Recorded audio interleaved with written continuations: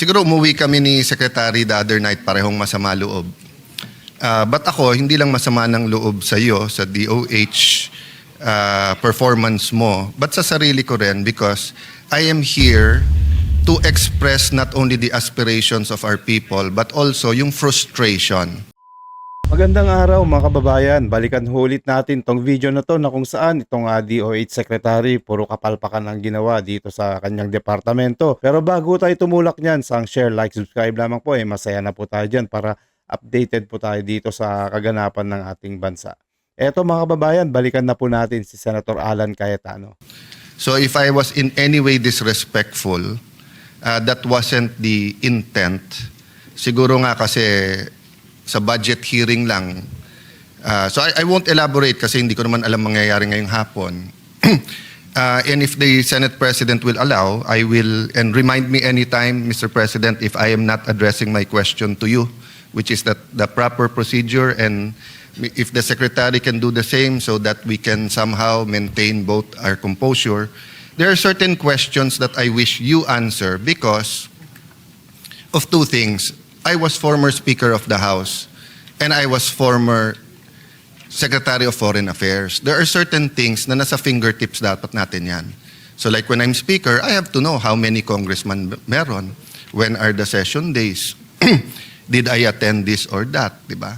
But of course, if it's statistics, if I ask you certain things about the vaccines that obviously shouldn't be at the top of your head, just ask permission, may my staff pass me a note or anything. In fact, Senwin, di ba, nung bata tayong congressman, may index cards usually in departments eh.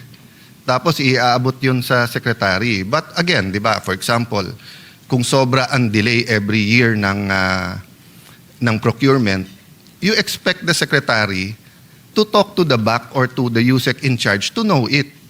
Di ba? So kung may isa kang vaccine na delay o yung flu shot na delay, patatawagin mo sila to explain, I'll accept that. Pero kung 2-3 years na parating late, wala, delayed, and then hindi natin masagot, I'm not saying hindi nyo masasagot, of course, I'll ask you. I don't mind you having a computer. Obviously, you prepared today. But there are certain questions that are there. No? So, Mr. Secretary, siguro din para if it's a yes or no question, please give me a yes or no, then you can explain. Now, if it's not a yes or no question, just tell me that's not a yes or no question. Meaning, I am a lawyer.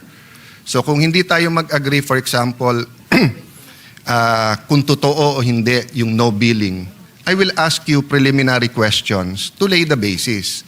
Totoo ba na ito policy? Yes or... Kasi kung hindi yun ang policy, then no. Kung yun ang policy, yes. No? So anyway, Mr. President, with your permission, with the permission of the Secretary, we had, and of course Senator Pia, we had a long discussion last year on stunting. And he even came to see me in my office and I honor you for that. At sinabi mo mga may bagong programa, we will have some progress next year. And paulit-ulit ko sinasabi yung sinabi ng isa sa pinakamatalino. Tingin ko hindi man siya pinakamatalino dahil si Solomon ang on record na wisest. But isa sa pinakamatalino sa ating mundo ay si Einstein. At sabi ni Albert Einstein, kung paulit-ulit nating ginagawa and we expect a different result, that is insanity. Or some sa Facebook say that's stupidity. So I don't want people to call the Philippine government, the Senate, the DOH as stupid if, and in this case sa stunting, hindi lang DOH to, this is a whole of government approach dapat. Pero kailangan may timon. So hindi pwedeng several years na, almost 30% of our people, of our children, are endangered of stunting, tapos we just say nagdagdag pondo here or ganyan. So gusto ko lang sanang himayin yon. So I'll give you the first chance, Secretary.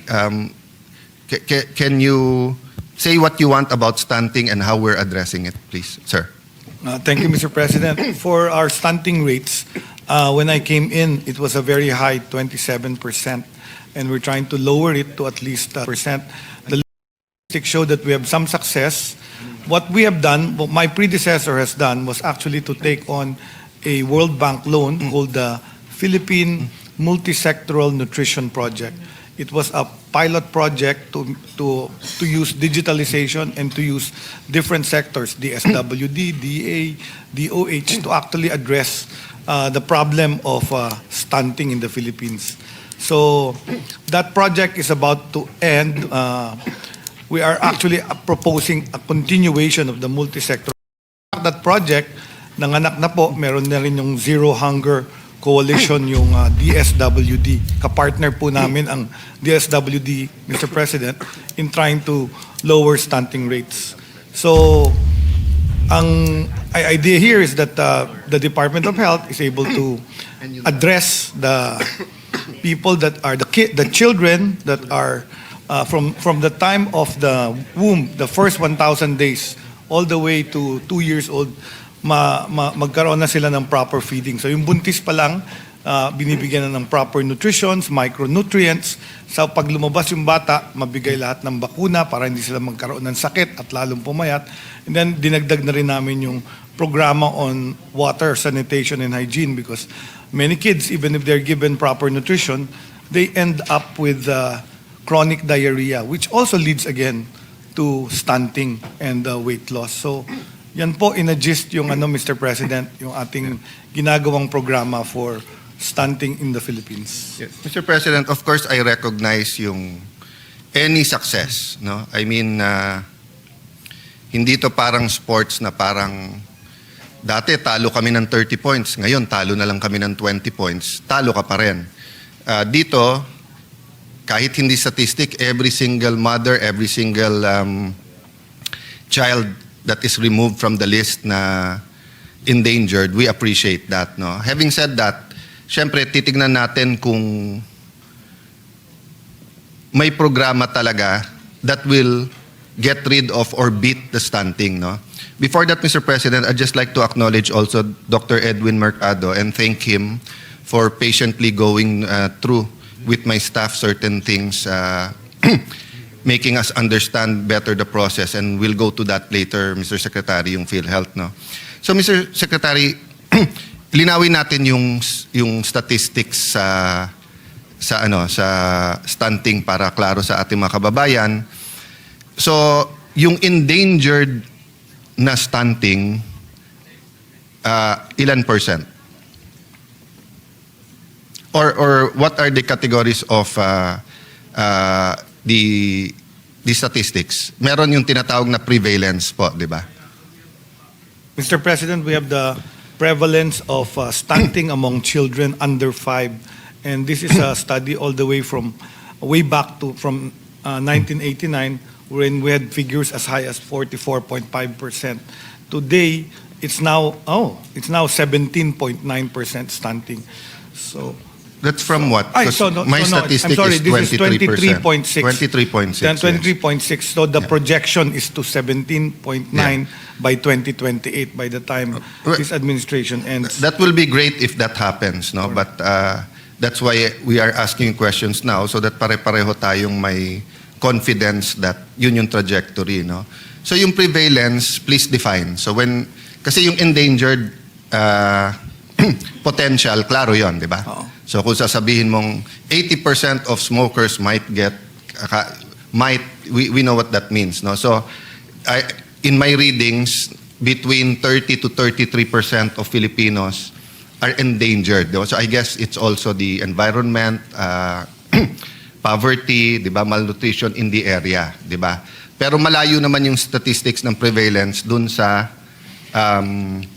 potential na ma-stunt. But of course, we still have to look at yung potential kasi parang 4 piece lang yan eh. Correct. Naka-recover na pero nagkaroon ng baha, nagkaroon ng bagyo, nagkaroon ng sunog, balik to square one yon, di ba? So pag sinabing potential, let's say kung ang barn halimbawa gumaganda yung health, pero God forbid magkagulo, babalik na naman yung rate nung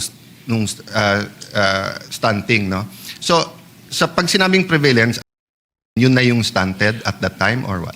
Yes, Mr. President. Pag prevalence, it's the number of kids that are stunted. So pag sinabing 23.6%, so all under 5 kids, meron tayong 2 out of 10 kids na And stunted. since I'm not a doctor, but you and Dr. Mercado are doctors, respected doctors, tell us a little bit about stunting. No? What is it? And then at what age nagiging irreversible? And when you say irreversible, is it both the physical or pati sa mental?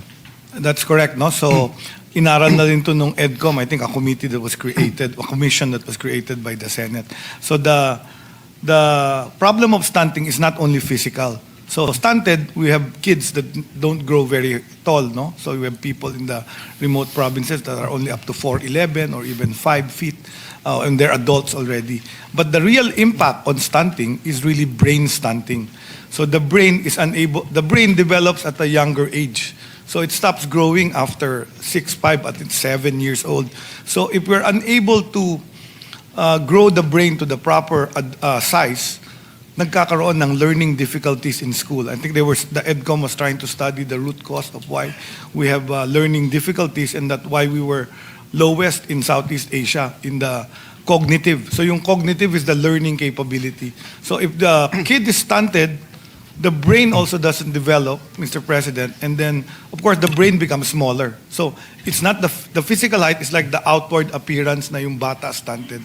Problem is, naayos ba yung brain development niya, so that even if we give them education, good public primary education, hindi natututo, they have difficulty in school. So yun yung bigger impact why we as a government needs to address stunting.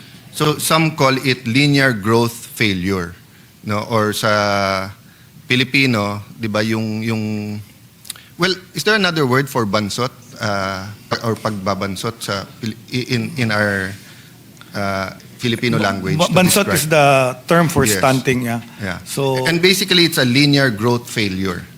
I prefer to call it impaired cognitive Impaired development. cognitive. So what we're scared of is Yes. the impaired cognitive So development. in other words, when the mother is healthy and the child is has the proper nutrition upbringing in the first 1,000 days, he's free from potential stunting, no? But number one cause ng stunting is nutrition. Yes, both the actual nutrition of proteins, carbohydrates, and fats, but also micronutrients like iron, Okay. folic acid, which also allows the brain to develop. Which over the years, as you said, 44%, that probably 60s or 70s. That's why over the years, for example, yung mga salt na may iron or yung, there's been developments all over, di ba?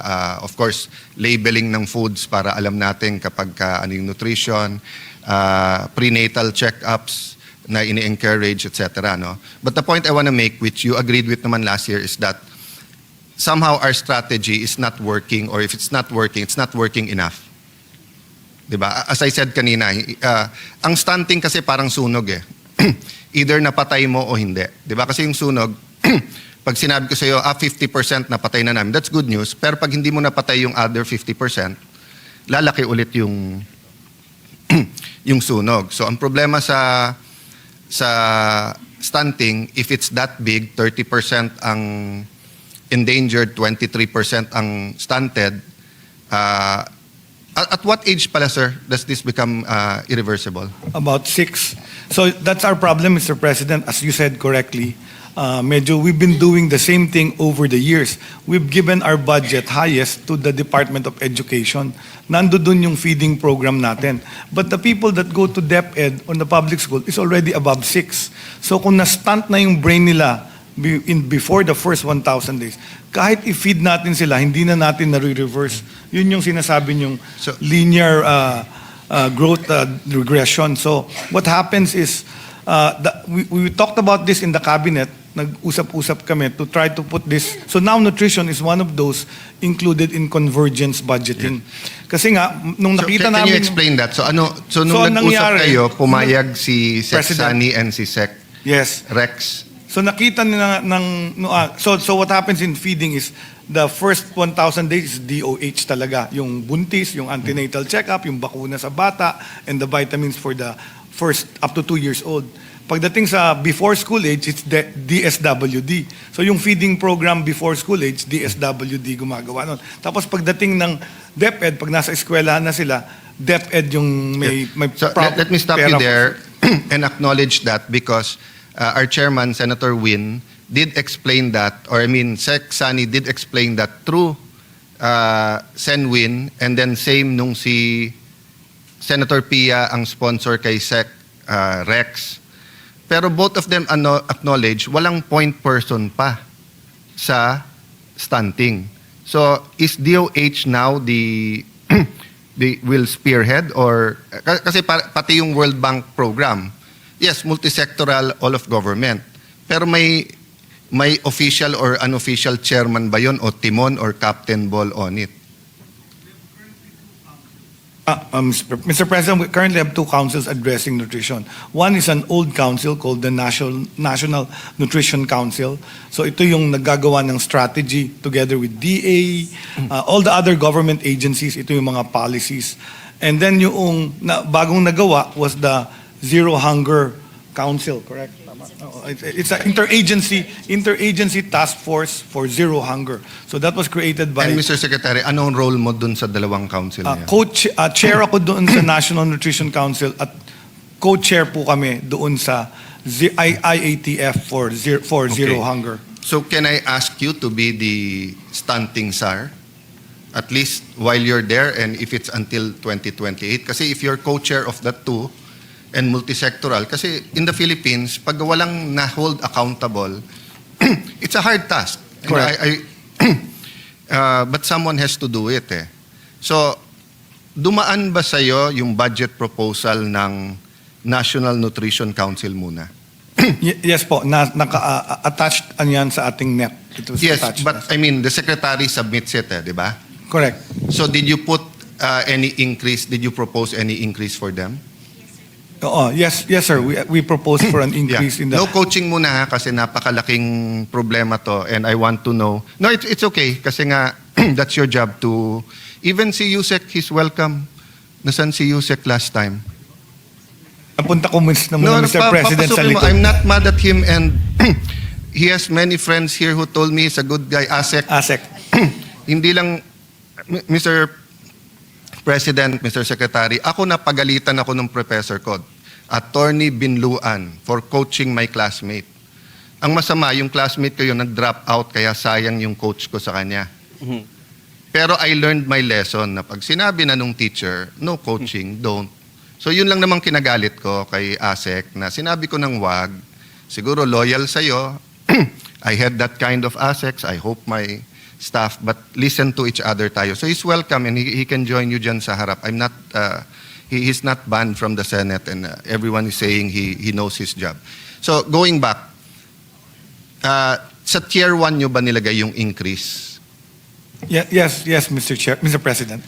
And more or less lang, or sige, you can tell the Secretary, magkanong hiningin yung increase for the Nutrition Council?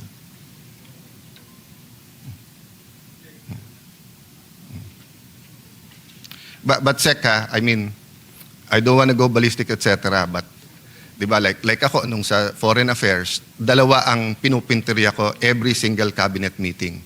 Dagdagan yung pondo na, dalawa yon, LAF, yung legal assistance, at saka yung isa na para sa welfare, tapos passports. So anytime ako tinanong, magkano sinabit mo kay Sec Joc, no, magkano, alam ko in my heart, and kung hindi niya ibigay, so kung hiningi ko 1 billion, ang binigay 600 million, I know it in my heart. Kasi yun ang priority ko eh. So I was really hoping na priority nyo talaga ang anti-stunting. No? So how much did you ask Mr. for? President, ang hiningi po namin ay 2.4, almost 2.5, 2.489 billion. For the Nutrition Council. For the National Nutrition Council. Ang binigay, Pero 300. tier 2 po nilagay ng DBM ito. No, Nilagay- ang naglalagay sa tier 1 or 2 kayo, hindi DBM. We, Okay? Oh. So for people listening, the department submits its budget. Pag Excuse tier me, 1, yun yung Mr. priority. President, can I just Sorry. add some information? Yeah, just so for the record, as far as the Senate is concerned, we did not receive any request for additional budget for NNC. We have May many Ate requests Pia. for additional budget for DOH and DSWD, which I also handle on supplemental feeding, etc. But for National Nutrition Council, none. And also for the record, there's a decrease in the budget, but that is because may capital outlay in the previous year that was no longer needed Yes. this year. And final point is, they usually, well, their focus is policy. Maybe the secretary can elaborate on that. But we are quite happy with the 3.3 billion supplemental feeding, but that goes to DSWD. But Yes. just to know that, for the No, body to know that we that recommend is them. most helpful And the chairman information accepted. because the 2 points I want to make, if it's not a priority, it's not a priority. Diba? We can probably have per department baka 3, malaki na yung 5 na but above that, the reality is pag sinabi ng DBM or ng Congress, Senate, ikakat yan. So And the second sorry, one last, just to complete the picture. This whole nutrition program starts with the first 1,000 days when the mother is pregnant.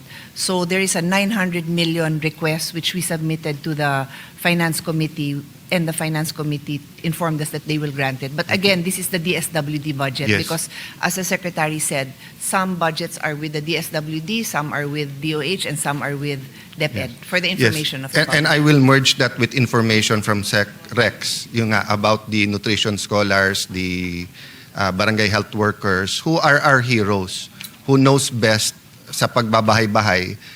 Most of our barangay health workers, and let me honor Senator J.V. Ejercito, nandun ako sa LEDAC.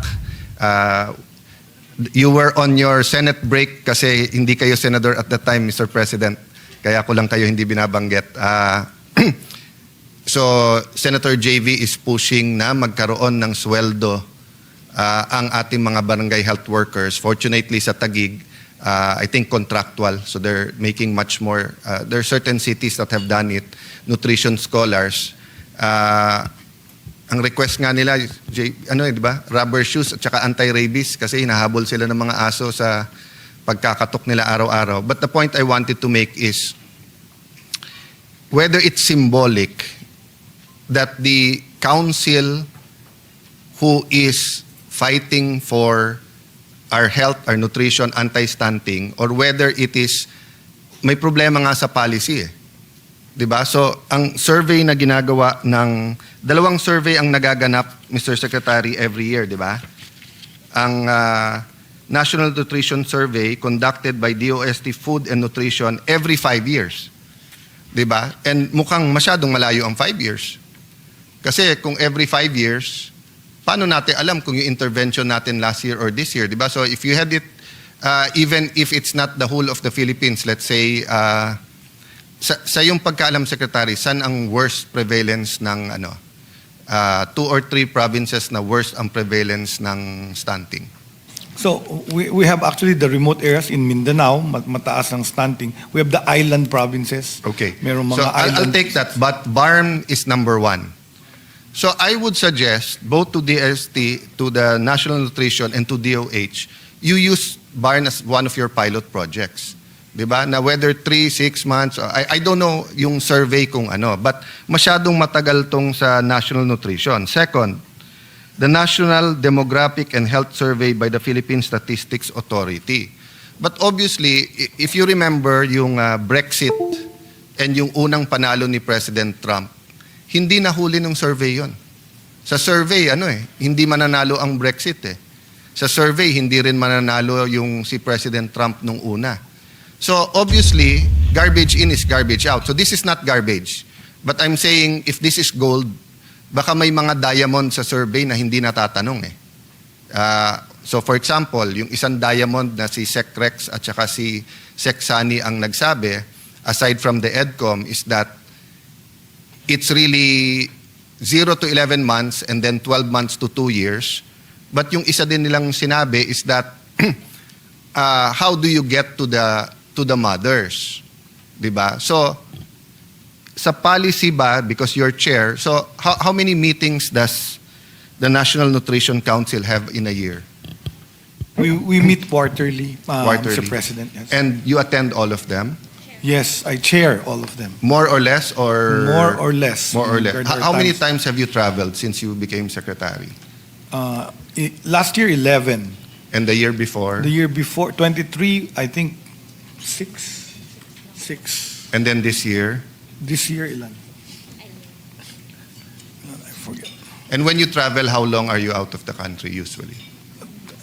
A few days because I only attend the meetings. But itong last budget hearing, sabi ng staff mo, 2 weeks? Or 2 weeks yung conference? No, I went 2 weeks to yung conference. I went to pero a yung 2 weeks. WHO regional meeting. Which and wasn't it was 2 5 weeks. days 5 only. days, okay. So the travel time was one And day that each. travel usually doesn't interrupt your chairing PhilHealth or National Nutrition Council. We scheduled the council meetings when I'm available. How about PhilHealth? Have you attended? Yes, the PhilHealth. Okay. So you're familiar with Yes. their ano. So can you tell us in a nutshell anong change in policy ang sinasuggest ng National Nutrition Council? Then we'll go back to the budget. Well, What is the 1, 2, 3 or one thing or 1, 2, 3 things that they want to change so that we can have an impact sa anti-stunting? Dalawang pinag-uusapan doon. One is the Tutok Kainan program, which is a program that they implemented. It's that they implement through the barangay nutrition scholars. So ito yung making sure that the Pinggang Pinoy is implemented in Mr. the President, communities. Secretary, can I interrupt while you're talking at Yes. one by one? No? So in that, how much money do we have for that program and who's implementing that? Yun yung, Mr. President, na requested namin na tier to about 2.3 billion Okay. to implement the program. And then under the council yon. Under the council, but personally, I prefer that the feeding programs or the nutrition programs be in the Bureau of Public Health because that's where the nutrition program is, and the council is really just like a board. It's And the the- different agencies, DA. I understand. Oh. So parang PDEA versus yung Dangerous Drug Board. Correct, diba? correct, Yung implementer, correct. yung PDEA. Okay, having said that, ang barangay health workers who are mostly volunteers at nutrition scholars, of course, are under barangay and the city. LGU, yes, yes. But may supervision ang DOH? Correct. So we do training for them. We do, like for example, So yung is that under the regional director? Yes. So- Well, they're under the LGU, Yes. but we coordinate through regional. We also have regional council, regional nutrition areas that actually support them. Okay. But our RDs actually do. The reason I implement ask the you, I'm program. trying to figure out what to recommend to Senator Pia and Senator Win, because if you have the money sa DepEd, you have the money sa DSWD, you have the money from World Bank here, pero yung accountability magulo, baka, Senator Win, we can propose, let's say, the top 3 or top 5 na most stunted, ilagay natin lahat sa ilalim ng public health just for 1 year to see nga if it makes an impact and a change. I think the highest is BARM, 34.3%. Prevalence to, ha? Prevalence. Senator Robin is here and he's been championing this. Senator Robin is a man of peace. Sa sine lang yung bad boy, pero dito good boy yan. But you know, I was telling him kanina, can you imagine, Mr. Secretary, if you're 5, 6 years old now at stunted ka, then at the time you're 20 years old, you're functional except stunted. Nabasa mo to, tapos lumaki ka, you were 3 years old, 2 years old nung Marawi siege, tapos ganyan nangyari sa'yo, baka magrebelde ka. Di ba? So, if we do not address the so many injustices in Barn, and then 1 out of 3 are stunted, then makikita nila ang, halimbawa, ang Central Luzon, nasa below 20%, below 20%, di ba? Parang, bakit kayo pinapaboran doon? Which is not the case. But then, if we don't do an intervention now, ganun mangyayari. Soc-Sargen, 33%, Zamboanga Peninsula, 31%. Ang layo, Ilocos Region, 16%, Central Luzon, 16.1%, Cagayan Valley, 16.6%. So kung Metro Manila ang 16 mo, the money is all here, the hospitals are here, the head offices, it's understandable eh. But if we can do this in Ilocos, Central Luzon, and Cagayan Valley, I think we can lower the prevalence rates in BARM, Soc-Sargen, and Peninsula if we really put our acts together. So my question nga, Mr. Secretary, if pinag-uusapan nyo yung cabinet, etc., bakit hindi namin nararamdaman yung sense of urgency? Is it just because maraming ibang urgent or nasa news lang kasi parati yung corruption or flooding, 'di ba? Kasi ang inexpect ko, ang chairman namin through you or kayo or you present to us it's just like vaccines eh. Pag kami nagsita sa inyo, it doesn't mean na lahat ng kasalanan sa inyo, pero naghihintay kami. Bakit hindi nyo sinasabi sa amin kung ano problema o anong solusyon? So in other words, masama na yung hindi proactive, masama na nga yung hindi active, galit na nga tayo kung reactive. Pero if we feel, I'm not saying it's true, I'm talking about perception. If ang perception namin, there's wala nang action, wala pang reaction, 'di ba? So meaning if Secretary Flavier yung turok, let's do it because nga he felt may resistance sa vaccine. And then ang sinabi niya, pag walang naturok, people feel, he told it to me personally nung tinatanong namin siya, he told to my sister, sinabi din niya kasi malapit sa dad ko, sabi niya, ang Pilipino, pag hindi nakaramdam ng turok, parang wala yung DOH. At that time, walang pera ang DOH masyado. So walang mga libreng gamot. Yung mga nararamdaman natin ngayon sa LGUs at saka sa DOH, mga flu shot, wala nung araw yon eh. But somehow, and then nung sumikat, yung let's do it, tapos yung personality niya, sinundan niya naman ng Yossi Kadiri. Tapos somehow they found the money or the sa TV, 'di ba? So I'm not comparing. No? I mean, you can tell me the same thing, Secretary, you can tell me that Senator Tulfo or Senator Pia is more effective than I, iba style namin. I know that. I'm not talking about you and DOH, I'm talking about the anti-stunting. And I feel bad myself that 1998 pa lang nasa Congress na ako, bakit last year ko lang to talagang nakita at inuupakan. And you know why? Let me just state this Dito kasi ako tinamaan kay President Tarman ng Singapore. Sabi niya, the highest social return. By the way, President Tarman had an excellent career, is an astounding, brilliant person. Finance. So he's a technocrat, hindi siya politiko, hindi siya yung parang dyan natin sa health or sa education, etc. But eto sabi niyo, the highest social return we get on any investment comes in maternal health and in the earliest stage of a child's life, with the first 2 years in particularly absolutely critical.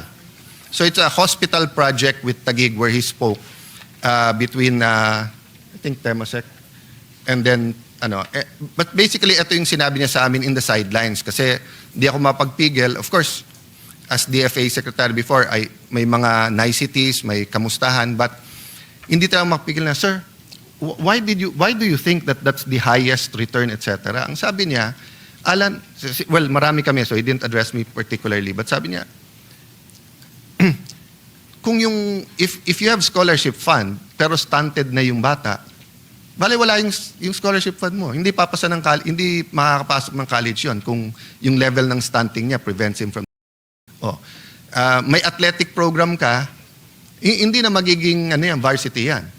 Kasi stunted na yung growth. Of course, there are exceptions, di ba? I mean, there are people na kahit stunted, they can go beyond, But sabi niya, health. You can have the best hospitals. But ang problema mo, even before he goes to the hospital, stunted na yung growth niya at pagka irreversible, wala na. So doon ako, Secretary, Mr. President, doon ako tinamaan na sa dami pala nating ginagawa lahat, infrastructure, health, education. Pag tinanong mo Pilipino, ano pinaka-importante sa'yo? Dalawa sagot, Diyos or pamilya. At pag kinorek mo sa pamilya, Diyos at pamilya. Anong number one gift sa'yo ng Diyos? Pamilya. Lee Kuan Yew tinanong, what's your number one resource? People, our people. Sa kanila, obvious, kasi wala silang natural resources, wala silang, maraming wala sa Singapore, pati tubig. Tayo minsan sasagutin, mga minahan natin, napapayaman, yung iba, kagubatan natin, yung iba, talent ng Pinoy. Pero ang tamang sagot talaga is our people. That's our number one resource. Yun ang binigay ng Diyos. Hindi sinabi ng Diyos, nature should dominate people. Ang sinabi ng Diyos, people should dominate yung kalikasan, yung binigay niya, no? Animals, fish, the oceans. But if stunted na yung bata, hindi naman game over, pero handicap, for life eh. Ngayon lang, Mr. Secretary, may I ask as a side question?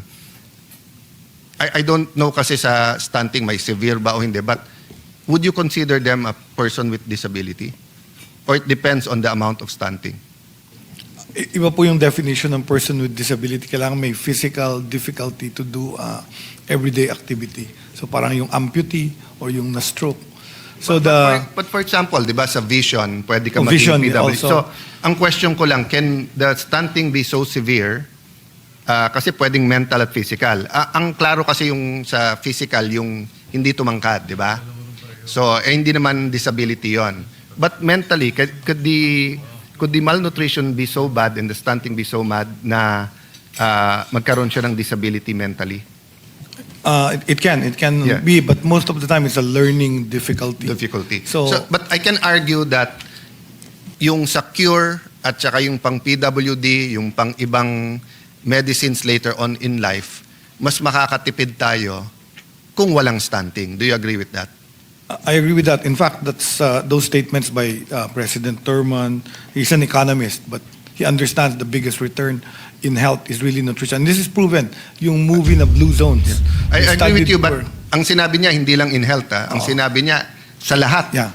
Sa lahat. Sa lahat In-encompass ng niya. factor, In-encompass yeah. niya na sa lahat, ito pinakamalaki return. And ito rin yung findings nung yung if you've seen the Blue Zones on Netflix, the low-income countries like Costa Yeah, Rica. hindi they- ko kino-quote yun kasi merong din study na sinasabing medyo cinematic yon, but hindi tayo mag-aaway about the Blue Zone. Yeah, but the health Secretary. minister of Costa Rica was asked, ang anong focus niya, nutrition, Nutrition. and immunization. Dalawa lang for the children. And to be fair And to their all of our health workers, to all the mothers out there, to all the NGOs, they've always said naman nutrition, di ba? And even nung may rice shortage tayo, even ngayon na noodles, grade 1, grade 2 teachers kayo, you've always said it's nutrition, hindi yung mga fad diets, etc. But I'll go back. Bakit tier 2? So for example, magkano nilagay nyo sa tier 1 para sa MAIP? You can ask that. I don't expect my you to is around memorize that. 14 yata yung tier Oh. 1 namin. 14 or 20, so- something like that. 14 billion. If I was DBM now, Secretary, and nag-one-on-one tayo, and I ask you, Secretary, between 14 billion sa MAIP and your 2.2 billion sa second tier, ano mas importante sa'yo? Nutrition. Oh. I agree. I agree, di ba? Mr. President, yeah. Problema, nilagay nyo sa tier 2, hindi sa tier 1. Sa National Nutrition Council, but you see, we also have a foreign assisted program. Yun yung malaki. Something like about 20B. 200 million. But- yeah, yun yung, how yun mu- yung how- PMNP. Yeah, how much of that will go to pregnant mothers pa lang? Lahat Pregnant yun. pa lang. That's all, that program includes the first 1,000 days. Yes, but sa Correct. So the reason I'm going to that, can you put up the chart about if you look kasi, there's a jump from 6 to 11 months to 1 to 2 years old. So 0 to 5, 23%. So tama po kayo, kailangan nakafocus tayo sa pregnant, 'di ba? Okay, sa magiging mothers kung first time nila maging nanay. Pero bumababa sa 0 to 5, nagiging 15%, then 6 to 11, nagiging 12%. Pero biglang tatalon sa 1 to 2 years old. Dito nga sinabi ni Sexani through Chairman Win and also Chairman Win na bakit na yung feeding sa elementary school, sinasalo nila, mataas na yung prevalence. So dapat ang i-address talaga yung 0 to 5 at saka yung 1 to 2. O ayan mga kababayan, hanggang dito na lang ho muna tayo. Maraming salamat po. Ito po ang News That Matters. Mag-ingat po lagi tayo and God bless.